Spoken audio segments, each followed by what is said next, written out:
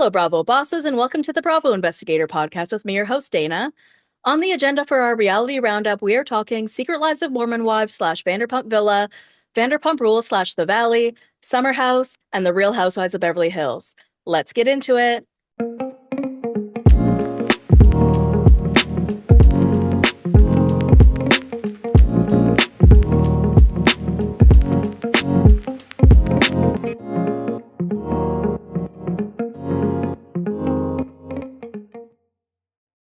Happy Monday, everyone. I hope everyone had a good weekend. Mine was okay. I had to take Barry to the vet, and there was nothing wrong with him, which was really annoying because it cost me $900, okay? I thought he had a UTI because he had been peeing every 2 hours for like over 24 hours. He had diarrhea, so I'm like, yeah, there's something definitely wrong with him. So they did blood, urine, fecal sample, all that. Nothing wrong with him. So yeah, that was a fun weekend. Also, I know I usually tell you guys that this episode will be shorter than normal, and it never is, but this time it 100% will be because I have actually already recorded this episode today, and I spent a lot of time on it, and then when I went to download it, there was no sound, and I don't know why, and I'm like, what the hell? So after I already took the time to record this for an hour, there was no sound. So that happens, technical difficulties, these things happen, but in light of that, it's going to be kind of annoying to repeat everything I already did, so this episode will be a bit shorter, but that's okay. We still have Saturday's episode, or sorry, I released an episode on Friday of mini recaps. I released it early, so check that out. I recapped Summer House and episode 2 of The Valley. And I'll also be doing another episode of Be True Hollywood Story soon, Garcelle Bouvet. So stay tuned for that in the next couple weeks. As I've told you guys, those do take quite a bit of time for me to get out because I have to, read the books that they've written. Oh, Judy, let's not start barking. She's being a little silly. But yeah, I've got to read the books that they have written. I've got to listen to the interviews that they've done. I've got to, basically learn everything there is to know about them. And that takes quite a bit of time. So we will get there soon, Garcelle Bouvet, within the next couple of weeks, but let's get into our stories. So let's start with the Secret Lives of Mormon Wives / Vanderpump Villa. And this is a joint story because season 2 of Vanderpump Villa came out on Thursday. And I actually ended up watching it, which I didn't think I was going to, but I ended up taking a couple days off of work. And, I only watched maybe 3 or 4 episodes of the first season because it was pretty boring. And it was, what we thought it was going to be with like the Vanderpump Rules reboot. We're like, okay, we're not invested in these characters, we're not invested in these people. And so it was hard to sort of stay into it, which, happens with these new shows. And I think that's what's going to happen with the reboot. But, I watched it, and I watched it mostly because Stassi was going to be on it, and it was interesting in that perspective. Like, she was the same Stassi she's always been. She got in a fight with Beau because he doesn't have a tattoo of her name, but he has a tattoo of his sister's name. So that was a bit ridiculous, but it was sort of nostalgic just to see Stassi on TV because it's literally been since I think 2020 since we've seen her on TV, so like 5 years. So pretty crazy, but I guess one of the other ways they tried to beef up this show for the second season is by having the MomTok girls on it. So the premise of Vanderpump Villa is that Lisa Vanderpump has a chateau. The first season it was in France, second season it was in Italy, and she has people come to the chateau to stay, to have dinner, to have like an experience. So the MomTok girls go, and the reason they're going is because Jen Affleck is going to be possibly moving for her piece of shit husband, for him to go to medical school or something. So a bunch of the MomTok girls go. And there's an incident between Demi from MomTok and Marciano, who's on Vanderpump Villa. So, two characters who you may know from Vanderpump Villa, they're the only two that anybody really knows, are Marciano and Hannah. And they're sort of the Stassi and Jax kind of characters from season 1 of Vanderpump Villa. They used to date. I think he cheated on her. They're very toxic, back and forth, on and off. So while we're watching them on Vanderpump Villa, basically Marciano is really interested in Demi. It basically shows the tagline under him where it says falling in love. But remember, Demi is married to Brett Engelman. So Brett Engelman is 16 years older than her. He used to be married to Angie Harrington from The Real Housewives of Salt Lake City, and they have 2 kids together. And Demi was previously married when she was younger, and she has a daughter from that marriage. So she got married to Brett. I think they were like family friends. Like that was the interesting story, and that she had actually enrolled him for The Bachelor, which was for Claire Crawley's season, which is actually going to come up later in one of our other stories, interestingly enough. But Marciano is basically hitting on Demi during this episode of Vanderpump Villa. And now, prior to the episodes coming out, because the season came out on Thursday, Marciano posted an interesting story to his Instagram. So he said on his Instagram, uninvited to the function because a 30-year-old Mormon's wife scared I'll tell her husband the truth. So I'm like, wait, what the hell is this about? And then Sheena responded, what the fuck is this? And then Marciano said, at Sheena, and then like the shrug emoji, guess we'll have to see. And then Sheena said, I don't think you're going to like what you see. And just the funny part of this is the Sheena of it all, because of course Sheena has to get herself involved in every single show that exists, every single popular show, every single group of people that has like, something really going on TV, on reality TV. Sheena's right up in there. Like her and Marciano hung out a bunch last summer. Pretty much at the same time, she was spending a lot of time with James Kennedy. But yeah, she was going to Vegas with Marciano. She was having him over at her house, hanging out with her kid and stuff. So, Sheena's always in the mix. And then Layla, one of the MomTok girls, wrote, oop. And then Marciano said, here we go. And then shrug emoji and then devil emoji. So I was like, is this all storyline? Because this just seems, this is right before the season comes out. It's between the MomTok girls who are on the show. It's between Marciano, who is on Vanderpump Villa. The first season didn't do really well. So maybe this is trying to get, people to talk about the show. But then Demi came out and she made a bunch of posts. So she wrote, and again, this is all before the show aired last week. Grown men acting like a child because they couldn't bag a woman that was beyond out of their league and married. The clout chasing is on another level. Also, he got uninvited by Hulu because he's a sexual predator that can't keep his hands to himself, not because I'm hiding anything from my husband. He's a lying clout chaser. At Marciano, hope your 15 minutes of fame is worth it. You're pathetic. And then Jesse from the MomTok Girls wrote, oop, look like someone is doing damage control before Vanderpump Villa comes out this week. And then Jennifer Affleck wrote, sexual predator. It's interesting considering she was FaceTiming him a week later, inviting him to dinner. So I was like, okay, what is this about? Are they going to be showing like a sexual assault on screen? This is insane. So what we end up seeing on screen, so like I said, Marciano is hitting on Demi. And when he says goodbye to her, he goes to hug her and he tries to kiss her and she turns away. Now, it's not super obvious, but you can see her turn away and you can see that she's not interested in being kissed. So after the show aired, this is what Demi posted on Instagram to her stories. She wrote, it seems pretty clear, but I guess some people are still confused. Unwanted physical touch equals assault. Period. The end. To the people that were made aware of these events and watched me cry and attempt to navigate the best way to move forward due to this individual's actions and then proceeded to use their platform to victim shame, publicly call me a liar, and judge the way I handle it, from the bottom of my heart, shame on every last one of you. You are perpetrating the very problem as to why victims don't feel comfortable coming forward about these things. They either feel they won't be believed or will be judged or even shamed for how they've handled it. How shocking and ironic that that's almost exclusively women participating in this destructive behavior. I've never been more disappointed. Lastly, to those of you who have believed me and supported me both publicly and privately, thank you, I love you. And then she posted another story that said, for the record, it was never my intention to make this public knowledge. However, given the fact that this was brought to light by the very person who is to blame, I have been given no choice but to set the record straight. For legal reasons, this is all I feel comfortable sharing on the matter at this time. So first of all, after reading this, I of course stand with Demi.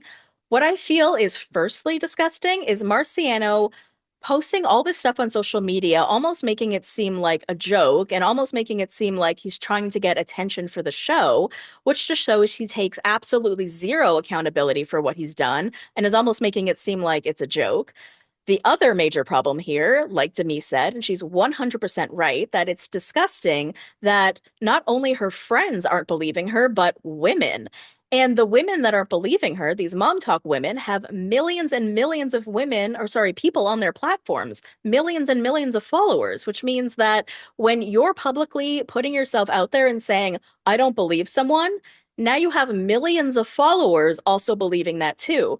So everything that Demi is saying is absolutely correct. It's hard enough for women to come forward with their stories to begin with because they don't feel they'll be believed. And it's even more disgusting when they're not being believed by other women. And because these are women that are friends with her, it's just going to make the public think that Demi is a liar or that she's trying to do this for a storyline or to get attention. Because if the other MomTok girls aren't believing her, then why should we? That's what's going to happen here. And that's what's just absolutely disgusting about this. If Hulu really didn't invite this guy to the event, why did he even get to be on the show anymore? And, for her to say legal reasons that she doesn't want to talk about this, I don't know if that means that she's planning to do some sort of investigation or whether she's just worried about him coming forward for like defamation of character. Who knows? But I feel really bad for Demi in this situation because this is disgusting. I mean, we have the new season of The Secret Lives of Mormon Wives coming out May 15th. I'm not sure when that filmed in relation to this. I believe that Vanderpump Villa filmed last summer. And I think The Secret Lives of Mormon Wives probably filmed after that. So I'm not really sure of Demi's relationships with these girls as it currently stands. But I just, again, think that's absolutely disgusting. And another point I just want to make is that despite the fact that it may just seem like a kiss, which may seem like something small, I mean, we don't know if Demi has ever been assaulted or sexually assaulted in her past. And let's say that she has. Then even the smallest type of unwanted physical contact can be re-traumatizing for her if she's had any sort of trauma in the past. That's why something like this can be a very, very big deal for someone. So while some people may be out there saying like, oh, sexual predator, oh, this isn't really assault, Demi is absolutely right that any type of unwanted physical contact is assault. So I guess we'll have to see how this plays out or if it does at all, but I just think this is pretty disgusting and it just shows, again, more darkness on our shows than we actually want to see. Okay, let's move on to Summer House. And our first Summer House story is a Summer House slash The Bachelor story, which I kind of love because it takes us into like more kinds of reality TV for our Reality Monday. So Tayshia Adams and Luke Gulbranson have broken up. They were together for about 2 years. So you may remember Tayshia from The Bachelor. She was on Colton Underwood's season, and I think she was in Final Four. And then she ended up going on to becoming the Bachelorette on Claire Crawley's season, which is where Brett Engelman was supposed to be, Demi's husband. So that was the COVID season. Claire was like their oldest Bachelorette. She was like 40 or 41. Um, she had her eyes set on someone from the jump. I think his name was Dale, if I'm not mistaken. She had known who was going to be on her cast prior to the show. She had seen him online and, her eyes were set. So pretty much 2 weeks in, I think she ended up leaving the show with him. And then they brought on Tayshia to finish off the show. So she's the Bachelorette for the rest. And she ends up picking, what's his name? Zach Clark. And she ends up being with him for like a year and a half. They break up. And what's interesting about this is it actually ties into Kaitlyn Bristowe, who we talked about a couple weeks ago because she was going on her podcast, trashing Jason Tarek, and we sort of talked about the lore of Kaitlyn Bristowe and her whole history. But the one thing that I didn't talk about when it came to Kaitlyn Bristowe was Tayshia Adams, because I didn't think it was really relevant to the situation that we were talking about, but it's relevant to this one now. So I'm going to mention it. So basically what happened is Tayshia and what's his name? Zach break up. And then she starts quietly dating Luke Gulbranson. So you'll remember Luke from seasons, I think, 4 to 6 of Summer House.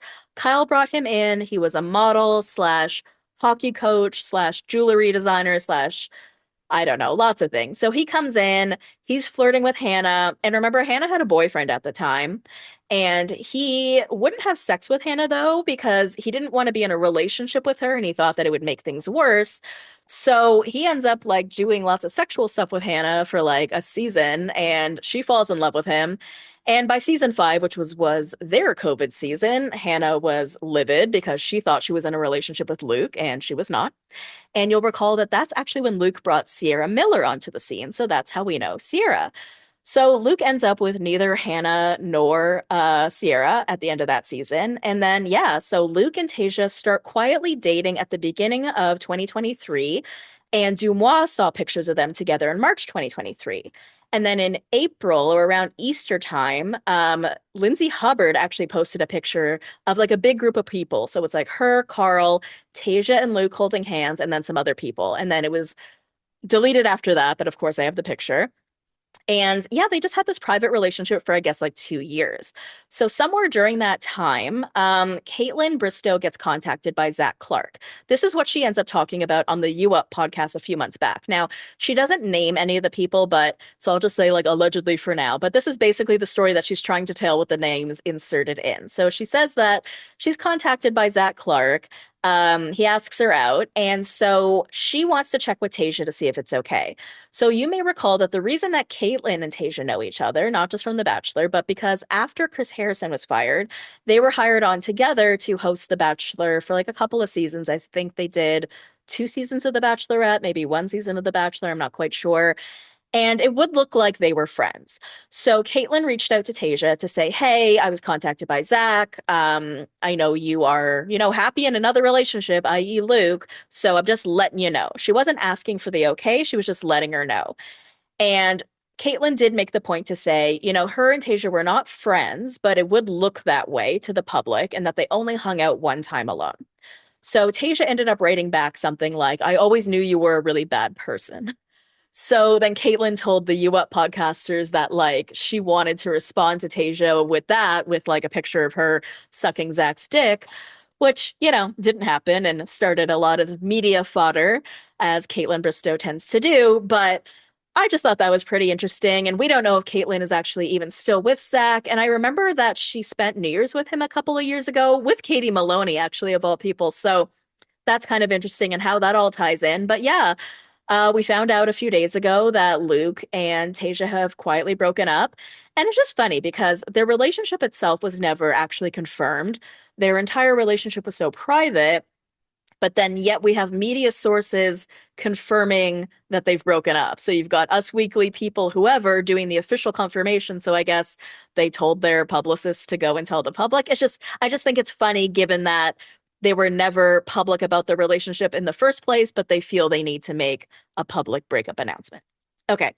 Our second Summer House story is that the Summer House reunion filmed last week on Thursday. And after the reunion, all the boys posted a picture together with Andy, meaning they all went for drinks with Andy. So it's Andy, Jesse Solomon, West, Carl, what's the other guy? Kyle, but no Imrul.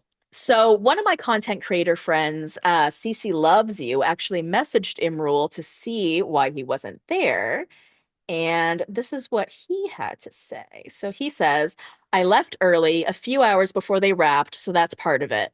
And then she said, part of it, so not all of it. And he said, I mean, I don't know. I'm going to chalk it up to that and move on. It's all good. I'm so glad I did it and got some publicity and a platform for my English school. That was always my big goal in all of this. So that just seems really sad. I mean, if you looked at the reunion chart seating, he was all the way at the end, which I guess makes sense because he barely had a story or storyline this season.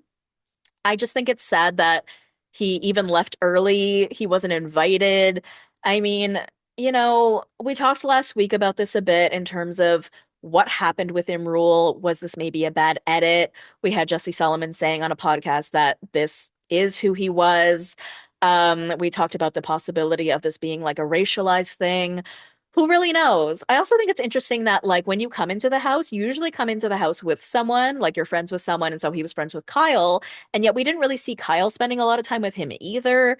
Not that, like, he needed, like, a buddy to, like, hang out with or something, but, like, I don't know. I don't know if this was just another matter of somebody not meshing with the group. I mean, this happens, right? This does happen time and time again, year after year. If you remember, like, Chris, Jules, Sam, that guy who ate a lot of protein. What was his name? He was obsessed with protein. He ate like 12 meals a day, just protein, and he was so boring. So this does happen, and it's not always like a bad thing. I just hope it's not the cast just feeling like tired of getting to know new people. Because remember, Jesse and West really only came in last season. And yes, we got to know them and love them so quickly. But I also just wonder if the cast, who have spent so much time with the same people over and over again, where it almost seems like, are they kind of too exhausted to get to know new people and integrate new people in a sense where it's like, we just want to be in the bed, we just want to be with each other, we just want to be with our own friends. It's just too much of a hassle to get to know someone else. I don't know, it's just a thought. Or it could just be nothing. He could have gotten the exact edit of the exact person that he is, and this could all be, completely right.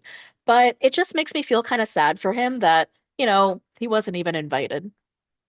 Okay, let's move on to Vanderpump Rules slash The Valley, which is always a split category because Vanderpump Rules is no longer on, but there's always news in that sphere, and The Valley is currently on, so there's always stuff there. So Schwartz has actually just started a new podcast called Detox Retox, and he had Katie Maloney on as his first guest.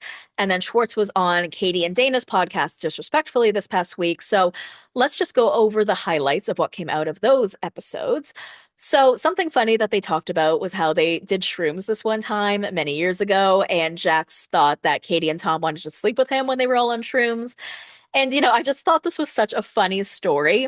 And, it made me think about how dark the valley is this season.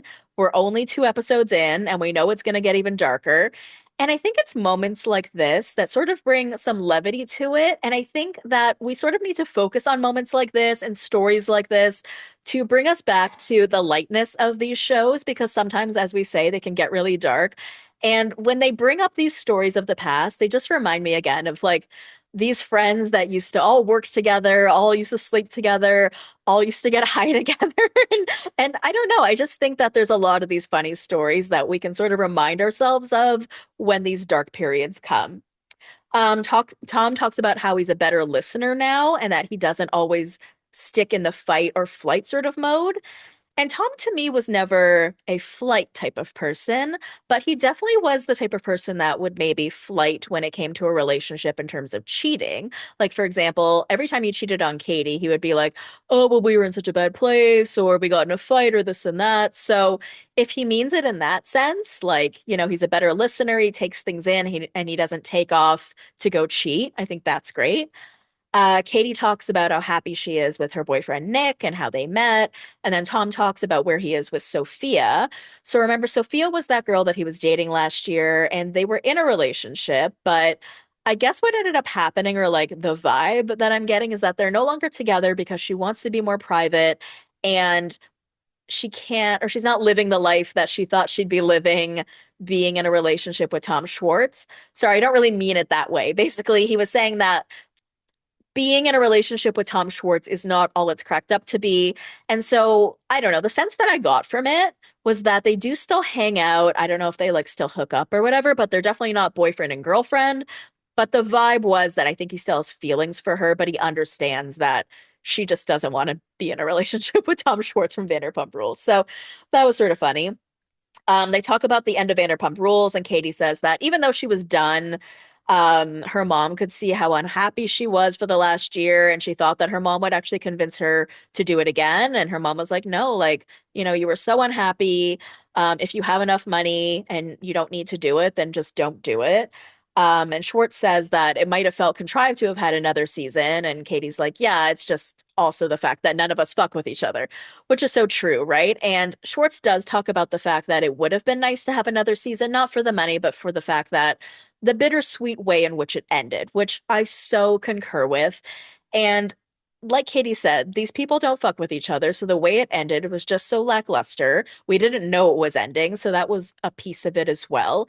And I think a big part of it, unfortunately, was the fact that they let it go on for such a long period of time. Like, there are certain shows, like The Office, for example, which went on for seasons and seasons and seasons past its prime.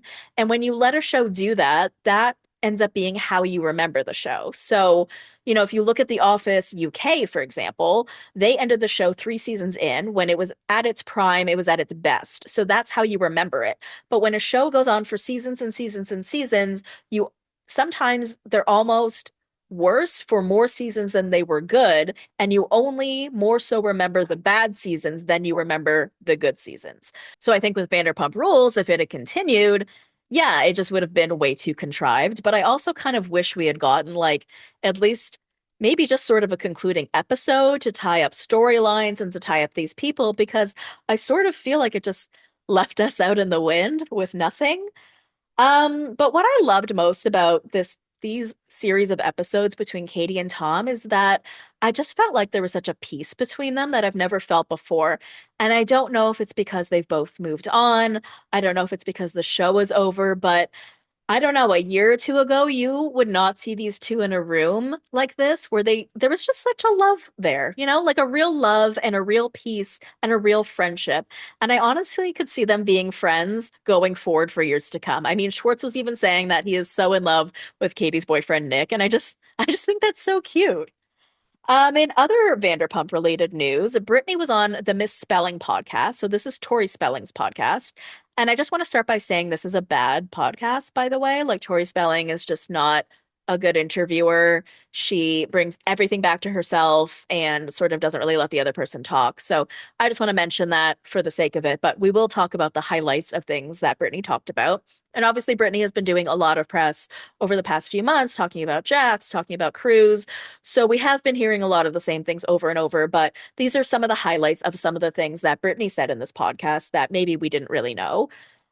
Brittany thinks that she's 100% sure that if Jax's job was not on the line, that he wouldn't have gone to rehab, and that he was so angry with her that he was going to be missing 30 days of filming. So we definitely saw this, and you can go back to my Friday episode of mini recaps where I talked about it, how in the episode, Jax seemed very upset about the 30 days and the $30,000 and how he kind of threw his phone when he found out that's what it was going to be. And if you think about it, this show only films for like 10 weeks of the year. So if he was going to be away for 30 days, he was going to miss like half of filming. And I'm not saying that justifies it. Of course, he needs to go to treatment. That was very, very clear. But he was pissed as fuck. And I think that that was a really big reason for it.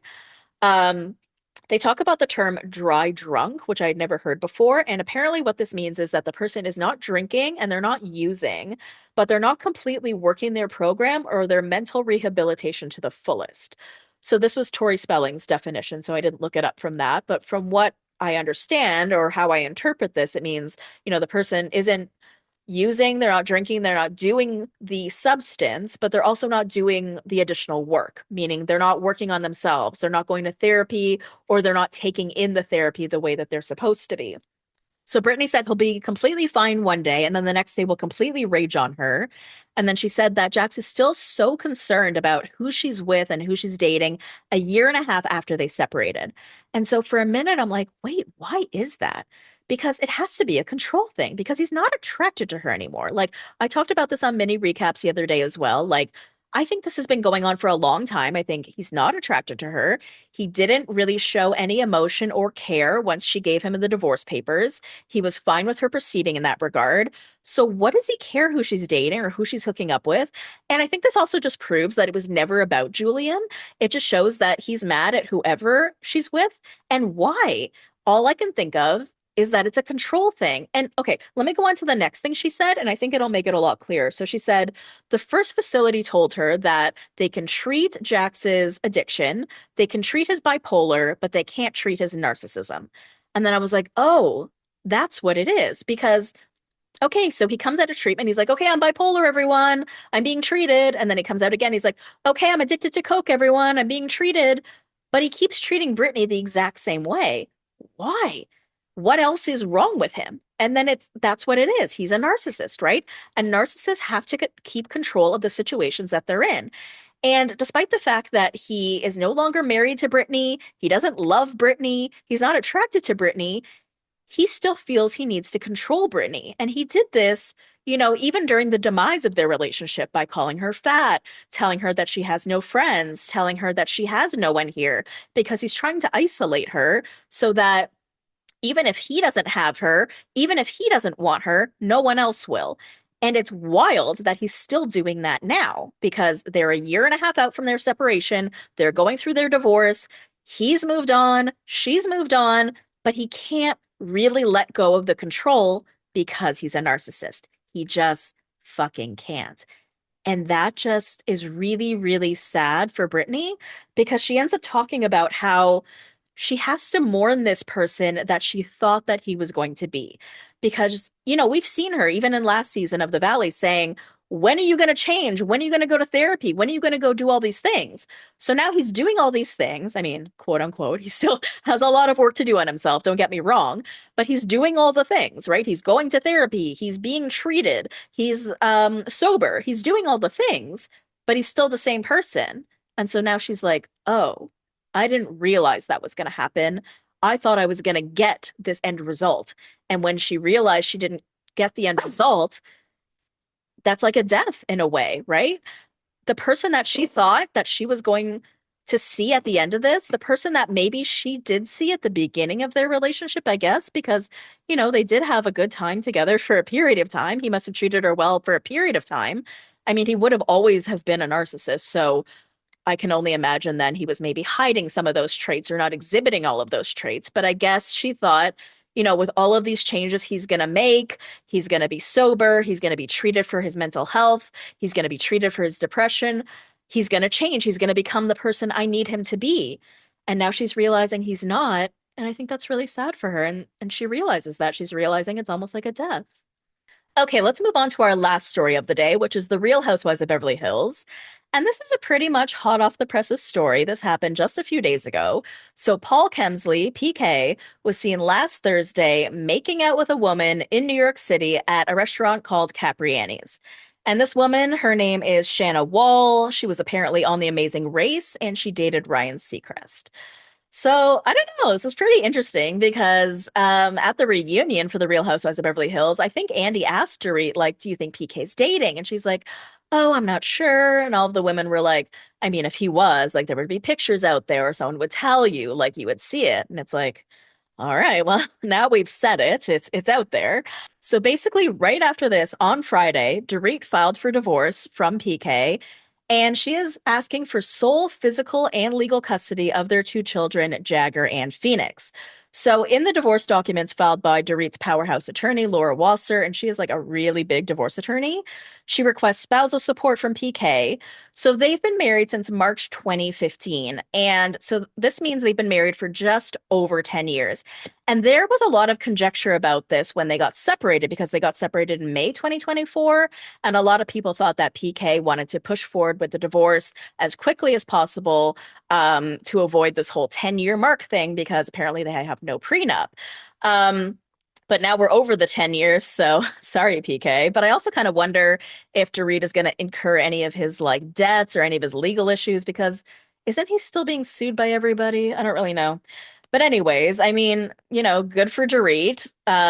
This is what you should do after you see pictures of your ex out with a woman. Kyle. Like when Kyle saw pictures of Mauricio out with a woman in Greece, she didn't do anything. And it's almost a year later and she still hasn't divorced him. But my favorite part of this is just how immature PK is because he's in his 50s. And right after she files for divorce, he posts an Instagram story that says, no one plays the victim better than the one who caused the damage. He's such a child. I just can't. It's just so funny. So again, good for Dorit. This pretty much secures her a spot for next season, I guess. And I could see this being a pretty big storyline next season.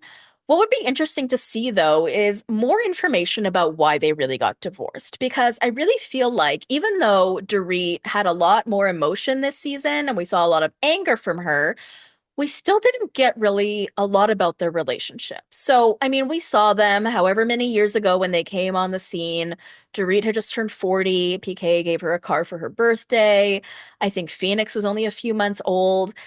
And they seemed very in love. There was a lot of like, baby, I love you, and mwah, mwah, mwah. And I think even to this day, I think she really, really loved him. But I think for him, I think he's the type that really just wants a trophy wife who's going to follow him around the world. I think that's what he did with his ex-wife. And then once she had children and wanted to settle down and have more of a stable life, he's like, nah. And then he moves on, he meets Dorit, they travel the world, he has his trophy wife, and then she has children, she wants to settle down, wants to have a different kind of life. She starts possessing all of these fears and anxiety after the robbery, and he's just like, nah. And I feel like all we really got from the season in terms of what was going on in their relationship was, I guess, he felt emasculated by her. And the final straw for him was when he got an apartment after the separation and she wanted to see it. And he felt like that just made him feel like he wasn't a man or that she would treat him like he wasn't a man. But the whole thing about the apartment made a lot of sense. Like that's where the children were going to be spending time. So Dorit had every right to see the apartment that he was going to be staying in. But yeah, I don't know. I mean, I hope we get some PK confessionals and I hope we get some more scenes of PK and Mauricio having lunch together. I think that's so funny. I don't know. I mean, it just shows that he doesn't really take any accountability. I don't think that he's ever shown anything in this relationship where he says something that he's done wrong. He's always placed a lot of blame on her. But when it comes to the sole custody thing, I think she might be doing that out of spite. Like, I don't know. You guys let me know what you think. I think that might be a bit much because for me personally, I feel like you should only really ask for sole custody if you feel like the other parent is going to be dangerous to the children in some way, or whether the other parent is so incredibly absent to the point where you want to make sure you can make medical decisions for your child without the other parent because you don't even know where that person's going to be. And I don't feel like either of those are the situation here. I mean, has Dorit said that PK is a bad father? Yes. I mean, what is he? He sees the kids like every other Saturday night when he's in town, I think is what she said. And we know he spends a ton of time in England, but he's not a bad father in the sense that he like hurts them or, I don't know, causes any harm to them in any way. So I hope that by sole custody, she doesn't mean that he's never allowed to see them because that is going to be quite the contentious fight. But I do look forward to seeing this play out next season. And, good for Dorit. Good for her, man. PK is a piece of shit. He just is. All right. Well, thank you guys so much for listening. I hope this shortened version was a good enough rendition for you guys. Follow me on Instagram and TikTok at the Bravo Investigator. And I love you, BBs. I will see you next time. Thank you for listening to the Bravo Investigator podcast in partnership with Hurrdat Media. You can watch full-length videos on Hurrdat Entertainment's YouTube channel. Follow me on Instagram and TikTok at the Bravo Investigator. If you enjoy the show, please leave me a 5-star review. Love you, BBs. See you next time. A Hurrdat Media Production.